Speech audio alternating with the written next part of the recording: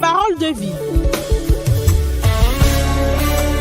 Parole de vie, votre rendez-vous hebdomadaire avec l'église Parole de vie en collaboration avec l'Institut pastoral Biangu Kato. Je n'oublie aucun de tes bienfaits. C'est tous les lundis de 21h à 21h30. Parole de vie, une émission pour découvrir les richesses de la parole de Dieu et recevoir la vie par la parole de Dieu dans vos maisons. Apprêtez-vous pour une demi-heure de paroles inspirantes, de conseils et de moments transformateurs. C'est parti pour Parole de vie. Je n'oublie aucun de tes bienfaits. À chaque fois que j'y pense, mon cœur est rempli de paroles pour te louer.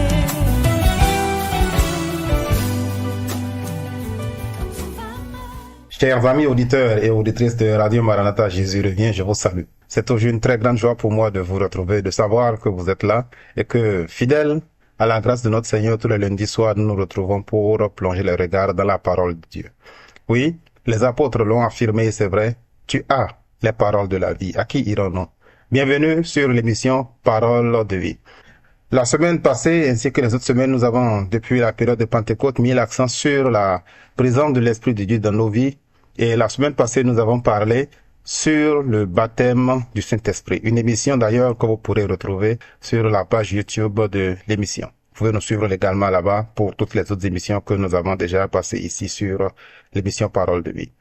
Que la grâce et la paix du Seigneur vous soient renouvelées. Ce soir, nous allons parler d'un thème qui est différent. Marié, mais solitaire. La rubrique sur laquelle nous mettons l'accent ce soir, c'est la rubrique Minute du couple. Minute du couple, c'est tout de suite après la prière. Élevons la voix. Père Céleste, merci pour tout ce que ces dernières semaines tu nous as enseigné sur le Saint-Esprit. Nous avons vu sa nature, nous avons vu sa puissance, nous avons vu son onction, nous avons découvert son autorité et nous avons parlé le lundi dernier de ce que c'est que le baptême du Saint-Esprit. Ce soir, ta parole s'adresse à tous ceux-là qui vivent en couple. Je vais te prier, afin que cette émission que nous allons faire ensemble, l'émission Minute du couple, soit une bénédiction pour chacun d'entre eux. Sois béni, Père, et béni des couples ce soir, au nom de Jésus. Amen. Lorsque nous parlons de Minute de couple, ce soir, le thème que nous abordons, c'est un thème qui paraît étrange. Marié, mais solitaire.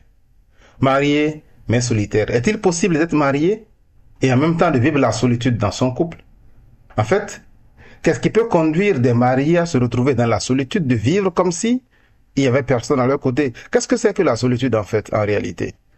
Quels sont les signes qui permettent à un homme ou à une femme qui vit dans un mariage, dans un couple, de reconnaître qu'il est en train d'être isolé, qu'il vit dans la solitude? Autant de questions auxquelles nous allons apporter la réponse par la parole de Dieu, grâce à ce que la Bible dit et aussi par l'expérience. C'est quoi la solitude? Comment être marié, être solitaire? C'est tout de suite après la transition sonore.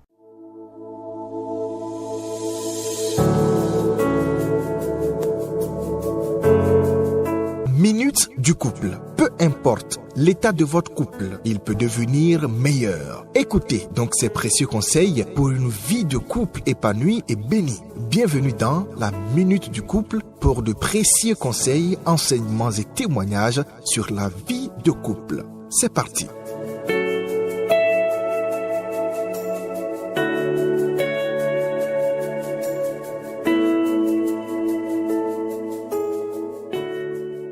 Bienvenue à vous qui nous rejoignez, chers frères et sœurs, amis auditeurs et auditrices de Radio Maranatha, Jésus revient. Vous êtes bien sur l'émission Parole de vie avec le pasteur Anafis Sunomora. Je partage ce jour avec vous un thème sur notre rubrique Minute du couple qui est intitulé Marié mais solitaire. Marié mais solitaire. En fait, c'est quoi la solitude? Commençons déjà par nous entendre là-dessus. La solitude, ce n'est pas le fait de se sentir seul, ni même le fait d'être seul physiquement quelque part. Non, cela va au-delà. En fait, nous sommes tous parfois seuls, même après le mariage. On voyage seul, on va au service seul, et pourtant, on ne dit pas qu'il y a de la solitude dans le couple. Cela n'est pas ressenti comme étant un isolement. Alors, c'est quoi la solitude dont il est question ce soir? Parce que, comme je vous l'ai dit, le thème de notre émission, c'est marié mais solitaire. La solitude, c'est un sentiment très douloureux du cœur, qui est causé par le sentiment profond d'un manque de connexion avec les gens autour de nous, en particulier avec les gens qui comptent pour nous. Et le conjoint, la conjointe en fait partie sans doute. Donc, le mariage est fait pour l'unité, mais la solitude, c'est ce sentiment très douloureux du cœur. Lorsque vous êtes isolé, lorsque vous êtes solitaire dans le couple, cela fait mal au cœur. Vous ressentez profondément cela. Et qu'est-ce qui cause cette douleur que vous ressentez, ce sentiment? C'est parce que vous avez un profond manque de connexion avec les gens qui sont autour de vous, les gens qui comptent pour vous. Lorsque votre mari, votre femme, avec qui vous souhaitez avoir du temps ensemble, n'est pas là, vous souffrez. C'est cela, la solitude. Dans le cas du mariage en particulier, on peut dire que la solitude, c'est le désir, le sentiment de vouloir se connecter avec son mari, avec sa femme, mais de ne pas le pouvoir. C'est cela la solitude. Et cela fait mal. Vous avez envie d'interagir, vous avez envie de vous connecter, d'avoir de relations, de liens avec votre femme, avec votre mari, mais vous en êtes empêché, vous en êtes incapable. Comment cela se manifeste-t-il? Comment peut-on savoir? Quels sont les signes qui permettent de savoir si l'on est en train de vivre l'isolement, la solitude dans le couple? Je vais en donner juste quelques-uns. Premièrement, et cela n'est pas agréable à entendre dans notre contexte béninois où la vie sociale est très forte, vous pouvez savoir si progressivement votre couple est en danger d'isolement ou de solitude en regardant le nombre de manifestations extérieures auxquelles vous participez, que cela soit seul ou bien en couple. Les invitations par-ci par-là, les agos par-ci par-là. En fait, que cela soit seul ou en groupe, le temps que vous passez hors de votre maison, dehors avec d'autres personnes dans les invitations, sachez que c'est du temps que vous avez en moins pour la connexion à deux. Pour ceux qui travaillent en particulier, c'est plus grave et c'est plus vrai, parce que vous avez travaillé toute la semaine. Et le week-end arrive, au lieu de rester pour passer du temps avec votre femme, avec votre mari, vous êtes encore invité ici, vous êtes encore invité là. C'est du temps que vous avez en moins. Si vous avez beaucoup de manifestations et d'invitations extérieures, sachez que votre couple est en danger de solitude. Un autre indice qui permet de savoir si vous êtes actuellement en train de vivre de la solitude, c'est lorsque des phrases comme celle-ci sont répétées. Oh, ce que tu demandes là, est-ce que c'est nécessaire? Et si on en parlait demain, essayons plutôt de dormir. Vous voulez parler de quelque chose, mais votre conjoint, votre conjointe préfère dormir. C'est de l'isolement. Vous vous sentez isolé. Vous cherchez une communion profonde. Échange profond, mais cela ne marche pas. Un troisième signe que j'aimerais vous donner, c'est que si vous avez des échanges très superficiels et que vos échanges se limitent à vos fonctions dans le foyer. Ah, papa, on a amené la facture d'électricité. Maman, quand est-ce qu'on va manger? Il y a tel enfant qui a été envoyé. Ah, ma chérie, et on a envoyé une invitation de l'école là. Est-ce que tu peux aller me remplacer? Est-ce que tu peux aller voir? Non! Les échanges profonds qui parlent de votre vie, de vos émotions, de vos rêves, de vos espoirs, de vos planifications futures, de vos intérêts diminuent peu à peu. Ça, c'est des signes de l'isolement. Et en fin de compte, lorsque quelqu'un parmi vous a le courage de dire que « Ah, je ressens ceci ou cela », on lui dit « C'est ton problème, ce n'est pas le mien ». Chers amis auditeurs et auditrices, on peut être marié et être solitaire. Chacun se retracte sur soi. On passe plus de temps à la télé, au travail, sur Internet. La relation ressemble plus à la relation que l'on a avec un collègue de service, avec un collaborateur, qu'avec son mari ou avec sa femme. Si vous ressentez quelques-uns de ces signes-là, où chacun poursuit ses objectifs, où vous vous retractez, vous vous détachez l'un de l'autre, vous avez le sentiment que vous ne pouvez pas plaire à votre mari, à votre femme, sachez que votre couple est en train de courir le risque de l'isolement. Vous êtes marié, mais solitaire. Normalement, cela sonne comme étant quelque chose de bizarre, une aberration, quelque chose qui n'est pas normal, mais cela peut arriver parfaitement. Nous venons de voir les signes qui permettent de reconnaître s'il y a de l'isolement et de la solitude dans votre couple. Mais qu'est-ce qui conduit à cela? Qu'est-ce qui fait qu'une personne n'a plus envie de s'ouvrir? Qu'est-ce qui fait que les échanges deviennent superficiels ou bien tous les signes que je viens de vous donner, où chacun est en réalité en train de suivre ses objectifs? C'est la déconnexion principalement qui est la cause principale, la cause importante, la cause la plus forte de la solitude dans le couple.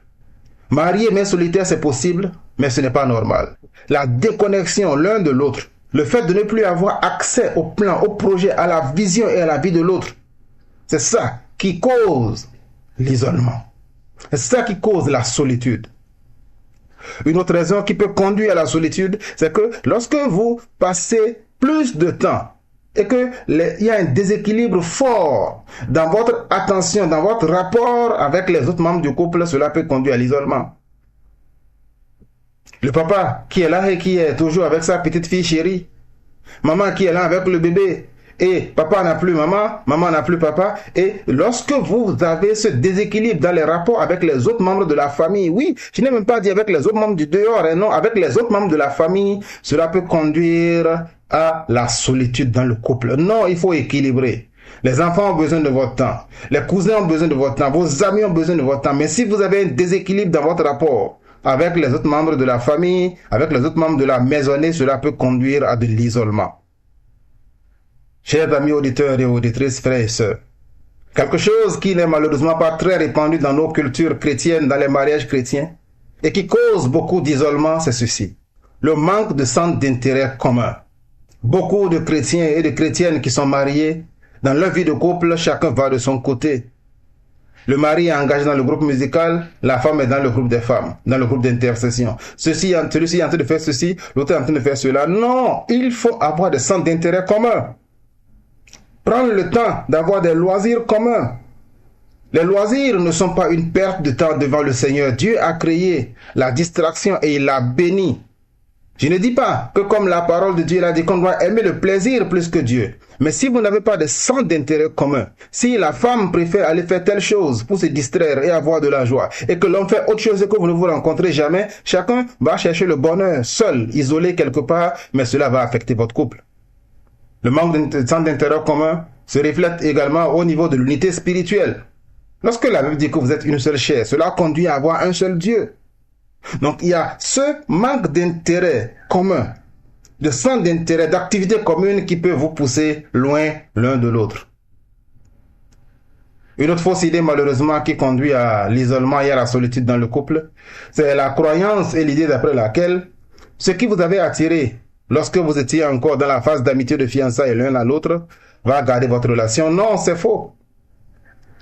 Ce qui vous a attiré lorsque vous étiez célibataire, ce qui a fait que tu aimais la jeune fille et que toi tu aimais le jeune garçon, ne sera pas possible de garder la relation tout le temps. Vos besoins émotionnels évoluent. Ce qui te plaisait et que tu aimais lorsque tu étais célibataire, ce n'est pas la même chose que tu vas aimer et avoir besoin comme soutien émotionnel lorsque tu es marié. Les besoins d'un homme, les besoins d'une femme évoluent. Il faudra s'adapter. Mais si vous pensez que vous allez continuer par faire la même chose que vous faisiez et qui plaisait à votre femme, et qui plaisait à votre mari, et que ainsi vous allez avoir la paix, vous vous tromperez très lourdement. Chers frères et sœurs, triompher de la solitude dans le couple, c'est dommage de le dire, mais cela arrive parfois. On peut être marié et être solitaire. Je donne encore 2 ou 3 exemples de ce qui peut être la cause, les raisons pour lesquelles on peut avoir de la solitude dans le couple. C'est parfois les ambitions professionnelles démesurées. Lorsque votre travail vous prend trop de temps, et là je ne parle même pas de travail intellectuel, je peux parler même du marché. Vous avez envie d'être le meilleur vendeur de pneus, vous voulez être le meilleur vulcanisateur, vous voulez que votre boulangerie soit la plus grande, que votre stand de vente de CD d'équipements électroniques soit le plus grand. Si vous voulez grandir et grandir et grandir et que l'ambition professionnelle est démesurée, vous finissez par ne plus avoir le temps pour faire autre chose. Je vous ai dit, au pasteur, au diacre, tout comme au bébé qui vient de naître, le Seigneur a donné à tout le monde 24 heures dans la journée. Le temps que vous passez l'un et l'autre hors de la maison est le temps que vous n'avez pas pour bâtir votre connexion personnelle, votre connexion de couple. Donc l'ambition professionnelle démesurée, la femme qui dit qu'elle va aller faire ses gâteaux, qu'elle veut développer son commerce à Tokwa. Le mari qui dit non, j'ai été promu, j'ai eu un nouveau galon. On m'a proposé tel poste et je vais l'accepter. Si vous tombez dans ce piège-là, amis auditeurs et auditrices, cela sera un poison. L'ambition professionnelle démesurée est l'une des causes qui va tuer votre relation. La pression du monde extérieur en est une autre. Les amis, le travail, les copains, les conseils que vous recevez ici et là. Mais le plus grand tueur, et c'est malheureusement le tueur le plus silencieux de l'intimité, du rapprochement, de la connexion dans le couple, ce sont les problèmes non résolus. Les problèmes non résolus conduiront toujours tôt ou tard à la solitude dans le couple. Pourquoi?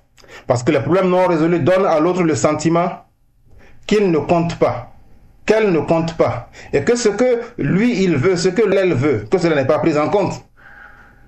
Cela amène des frustrations. Et de frustration en frustration, chacun s'isole. Chacun se renferme. Plus personne ne veut partager avec l'autre ce qu'il a entendu. Oh, que le Seigneur vous donne la grâce de surmonter et d'avoir la victoire sur la solitude dans le couple. Ne soyez pas mariés et solitaires. Que Dieu vous en préserve. Que Dieu fasse en sorte que ce cercle-là soit brisé. Et que vous puissiez, par la grâce qui est en son nom, vous reconnecter à nouveau. Lorsque vos besoins ne sont pas pris en compte, cela peut conduire à l'isolement. Quelles sont les conséquences? Pourquoi à tout prix je fais cette émission pour partager avec vous le danger d'être marié et solitaire? C'est parce qu'il y a des conséquences.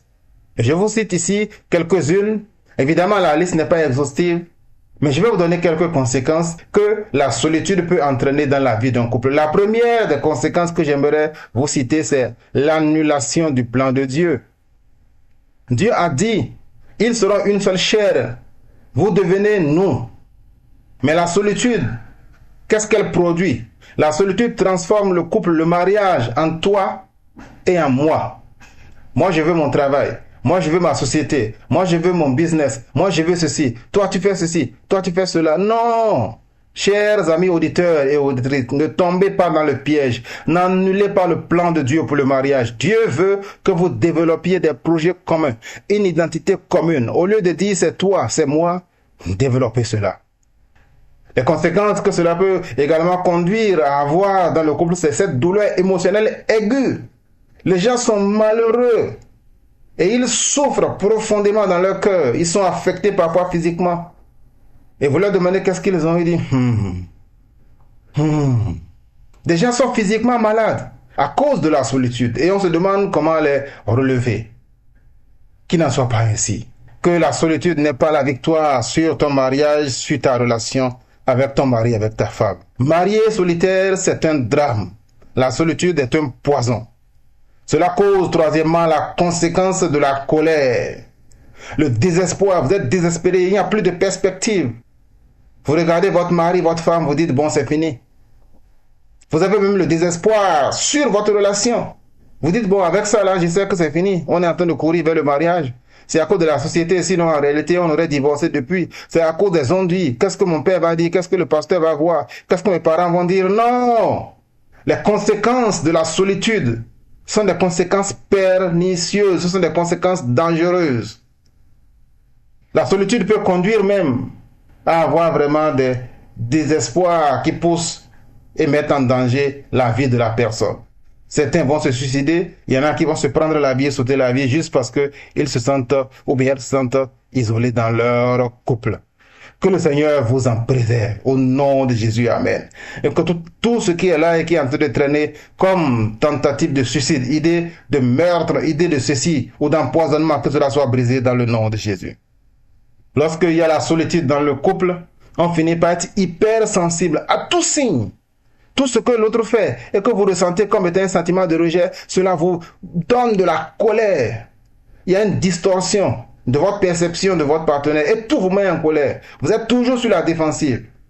Et même si c'est des choses naturelles, des choses simples, puisque vous êtes toujours sur la défensive, au lieu de vous rapprocher de votre conjoint, cela pousse encore à vous éloigner davantage l'un de l'autre. Pour finir cette rubrique des conséquences, j'aimerais parler de 3 catégories de personnes qui souffrent le plus. Parlons des conséquences sur le couple. La solitude, qu'est-ce qu'elle fait? Lorsqu'elle n'est pas vite traitée, lorsqu'elle n'est pas brisée, lorsqu'elle n'est pas vaincue, ce que cela cause, amis auditeurs et auditrices, c'est qu'il y a une aggravation de votre manque d'intimité. Plus vous laissez la solitude s'installer, plus votre manque de rapprochement, de connexion va s'accentuer, y compris même sur le plan de l'intimité conjugale. Qu'il n'en soit pas ainsi. Plus vous laissez la solitude prendre le pas, plus votre manque d'intimité va être exacerbé. Cela peut conduire malheureusement dans le cadre du couple à l'infidélité, où on regarde dehors, à tort, et en violation de la parole de Dieu pour combler ce besoin de communion. Désormais, c'est la collègue ou le collègue de service qui a le temps, qui nous écoute, avec qui on peut être en connexion, qui devient le centre de nos intérêts. Le péché est à la porte, comme l'a dit le Seigneur à Caïn. L'infidélité est parfois malheureusement la fâcheuse conséquence sur le couple pour combler le besoin d'intimité et de communion à l'extérieur. La tension est permanente en tout, surtout. Il n'y a pas de pardon, on s'énerve pour tout et pour rien et malheureusement, cela peut conduire au repli sur soi, même au divorce. Ça, ce sont les conséquences que cela donne sur le couple. Et vous êtes d'accord avec moi, chers frères et sœurs, amis auditeurs et auditrices, que cela n'est pas une bonne chose. La solitude affecte le couple. Mais la solitude affecte également les autres membres de la famille, y compris les autres membres de la maisonnée.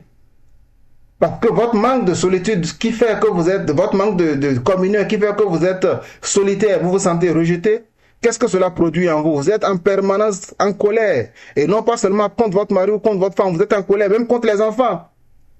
Tout les énerve et tout vous énerve et vous déversez votre colère sur eux. Vous êtes un mauvais modèle de la vie de couple. Les enfants grandissent parfois en se disant, si c'est comme ça le mariage, moi je préfère vivre dans le concubinage au lieu de me marier et de vivre cela. Cela vous affecte même dernièrement, comme je l'ai dit, 3 groupes de conséquences. Cela affecte même votre rendement au travail. Vous avez des baisses de performance parce que vous n'êtes pas concentré. Vous venez au service déjà tendu, énervé, fâché. Vous êtes nerveux lorsqu'on vous pose des problèmes. Vous ne voulez même pas réfléchir à ça parce que vous êtes là et vous vous dites à quoi bon. Le problème de la maison vous poursuit jusqu'au boulot et vous êtes paralysé. Marié mais solitaire. Ce n'est pas une fatalité. Oui, nous avons vu les causes, nous avons vu les signes, nous avons vu les conséquences, y compris sur le couple. Nous avons vu les conséquences sur la famille, nous avons vu les conséquences sur les enfants. Mais être marié solitaire, ce n'est pas une fatalité. Il est possible de s'en sortir, il est possible de briser cela. Comment? Et c'est par là que nous allons finir notre émission ce soir. Il est possible de triompher de la solitude dans le couple premièrement en se rendant compte que la solitude est d'abord émotionnelle avant de devenir physique. C'est lorsqu'on se sent sur le plan émotionnel exclu, mis à l'écart, que l'on se sent également exclu sur le plan physique. Cela commence au niveau de la pensée, cela commence au niveau du ressenti, au niveau des sentiments, avant de revenir, rejaillir sur le plan physique. Si vous ne comprenez pas cela, vous allez traiter superficiellement les choses, mais cela ne vous avancera pas. Et c'est pourquoi, pour pouvoir surmonter la solitude, il faut premièrement être résolu à restaurer votre unité. Les bonnes intentions ne suffisent pas. C'est pourquoi j'ai dit il faut être résolu, il faut être décidé, il faut le vouloir vraiment et poser les pas actifs pour le faire. La première étape, c'est de commencer déjà par briser le cercle vicieux du manque d'activité commune. C'est cela qui fait que plus vous avez des activités séparées, plus vous courez le danger. Mais lorsque la crise s'est déjà installée, la première chose qu'il faut faire, c'est d'aller, vous, chrétiens et chrétiennes, sur vos genoux en tant que couple et demander pardon à Dieu, puis demander pardon l'un à l'autre pour avoir permis à la solitude de s'installer dans votre couple. Ce n'est pas le plan de Dieu. C'est pourquoi il faut demander pardon à Dieu d'avoir brisé son plan. N'attendez pas que votre conjoint, votre conjointe fasse le premier pas. Non, faites le premier pas, car l'isolement est toujours dû à vos deux. Ce n'est pas seulement un qui est coupable. Lorsque tu poses le premier pas, même si c'est en apparence un geste non significatif, cela a une grande portée. Lorsque vous posez le premier pas et que vous commencez par échanger, écoutez plus que les mots. Derrière chaque colère, derrière chaque insulte de votre conjoint, de votre conjointe, s'exprime un désir profond de se sentir aimé, de se sentir important et en sécurité. Et c'est la raison pour laquelle je vous incite à cela. Je vous encourage à ne pas être marié et solitaire. Derrière chaque colère, derrière chaque insulte s'exprime en réalité un désir de se sentir aimé, de se sentir important, de se sentir en sécurité. Écoutez ces cris de colère comme étant les cris de détresse d'un bébé. Oui, le bébé pleure, mais on ne le frappe pas davantage, on n'ignore pas cela. Lorsque vous vous mettez ensemble et que vous voulez échanger, faites part à votre conjoint de vos sentiments profonds. Et comme j'ai dit, n'écoutez pas seulement les paroles. Permettez à chacun de s'ouvrir. Parce qu'il n'y aura pas de guérison si chacun cache ou masque sa douleur. La guérison passe par le fait de dire ce que l'on sent réellement. Et lorsque vous avez ressenti cela, lorsque vous avez échangé là-dessus, acceptez de pardonner les blessures du passé. Lorsque vous avez pardonné les souffrances du passé, ce qu'il reste à faire désormais, c'est de passer davantage du temps ensemble et du temps de qualité. Cela peut sembler banal. Mais si vous êtes occupé à faire des choses ensemble, croyez-moi, cela va changer vos vies à deux. Faites en sorte que vous preniez vos repas ensemble à deux à la maison. Vous pouvez parfois prendre des repas à deux hors de la maison. Si vous travaillez tous les deux, donnez-vous des rendez-vous.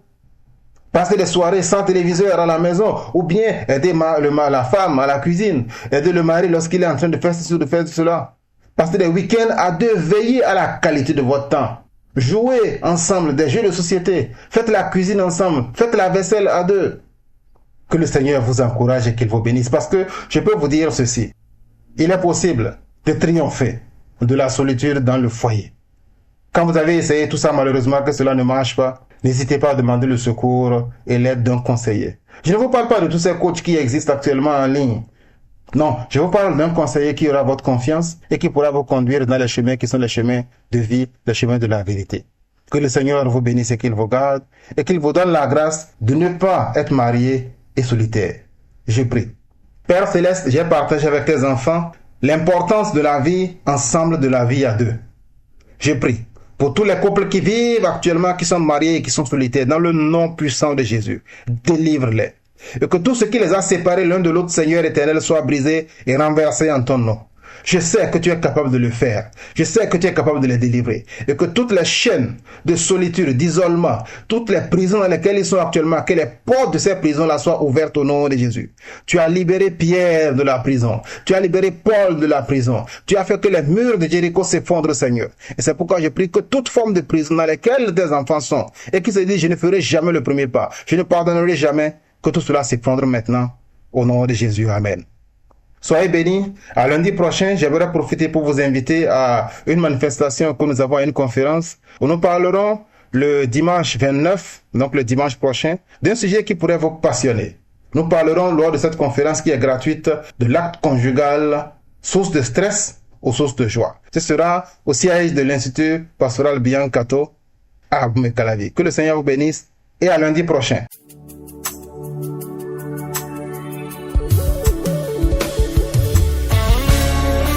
C'est ainsi que se termine votre émission Parole de vie. Merci de nous avoir écoutés. Nous espérons que vous avez été édifiés et inspirés. Rendez-vous lundi prochain à la même heure sur votre radio, Radio Maranatha, la 103.1 FM. Pour toute question ou pour plus d'informations, appelez-nous au +229 65 21 99 99 ou +229 94 57 85 85. De paroles pour te louer. L'église Parole de Vie et l'Institut Pastoral Biancato sont situés à Abou-Mekalavi, Carrefour Bilo-Cessi, premier étage, immeuble EUG Bénin, avant le supermarché Azima. Que la paix et la bénédiction de notre Seigneur Jésus-Christ soient avec vous. À lundi prochain.